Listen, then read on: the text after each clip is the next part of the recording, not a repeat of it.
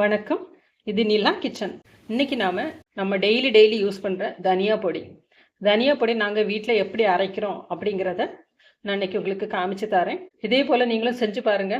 மீன், chicken, vegetable, sambar எல்லாத்துக்குமே இதை use பண்ணிக்கலாம். மல்டி பர்பஸ் தனியா பொடி. இது இப்போ எப்படி பண்ணலாம் அப்படின்னு சொல்லிட்டு பார்ப்போம். இது போல் நீங்கள் அரைச்சி ஸ்டோர் பண்ணி வச்சிங்கன்னா நல்ல ஏர்டைட் கண்டெய்னரில் போட்டு வச்சுடுங்க. தேவைக்கு சின்ன பாக்ஸில் போட்டு வச்சுடுங்க. முடிய பெரிய பாக்ஸ்லேருந்து எடுத்துடுங்க. அப்போ ஒரு வருஷம் ஆனாலும் அது கெட்டு போகாமல் அதே டைமில் அந்த வாசம் அப்படியே ரீட்டைன் ஆகும். டேஸ்ட்டும் நல்லாயிருக்கும். இந்த தனியா பொடியோட நான் மிளகாயும் மஞ்சளும் சேர்க்க போகிறதில்ல. மிளகாயும் மஞ்சளும் சமையல் பண்ணச்சில் நம்ம தேவைக்கு கூடுதலாகவோ கம்மியாகவோ சேர்த்துக்கலாம். அதனால் தனியா மட்டும் தனியாகவும் மிளகா தனியாகவும் தான் நான் எப்போவுமே அரைக்கிறது. அதே தான் உங்களுக்கும் காமிச்சு தரேன்.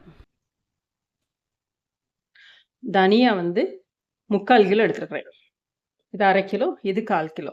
3/4 கிலோ தனியாவுக்கு 50 கிராம் பெருங்காயம். கட்டி பெருங்காயத்தை கட் பண்ணி போட்டு வறுத்து வச்சுருக்கிறேன். எதுக்குமே எண்ணெய் சேர்க்கலை, பிளெயினாக வறுத்துருக்குறோம். இது 50 கிராம் மிளகு,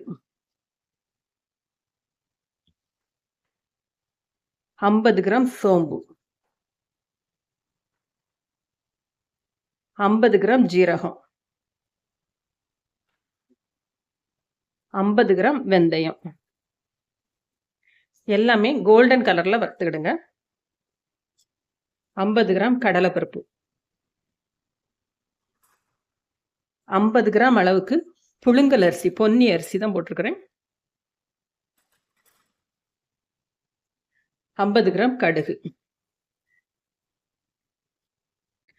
இதோட சேர்த்து ஒரு பவுல் அளவு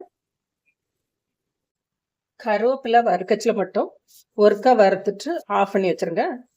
நல்லா கூல் ஆனதுக்கு அப்புறமா மறுபடியும் ஒருக்கா வருங்க. அப்போ ஈரப்பதம் எல்லாமே நல்லா போயிடும்.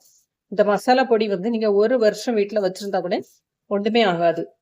கருவேப்பிலை கூட ஒரு 4 ரம்ப இலையும் சேர்த்துருக்குறேன். ஃபர்ஸ்ட் ஆறுனதுக்கு அப்புறமா 2வது ஒருக்கா போட்டு வறுத்துருங்க. நல்லா இப்படி மொறுமொறுனி வரணும், அந்த அளவுக்கு வறுத்துருங்க. இப்போ இதுவும் வறுத்த தனியா கூட சேர்த்து மிஷினில் கொடுத்து அரைச்சி எடுத்துருவோம்.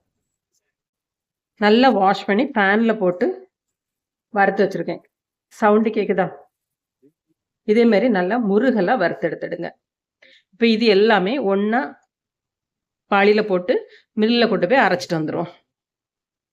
மல்டி பர்பஸ் தனியா பொடி. இது போல் நீங்கள் அரைச்சி ஸ்டோர் பண்ணி வச்சிங்கன்னா நல்ல ஏர்டைட் கண்டெய்னரில் போட்டு வச்சுடுங்க. சின்ன பாக்ஸில் போட்டு வச்சுடுங்க. முடிய பெரிய பாக்ஸ்லேருந்து எடுத்துடுங்க.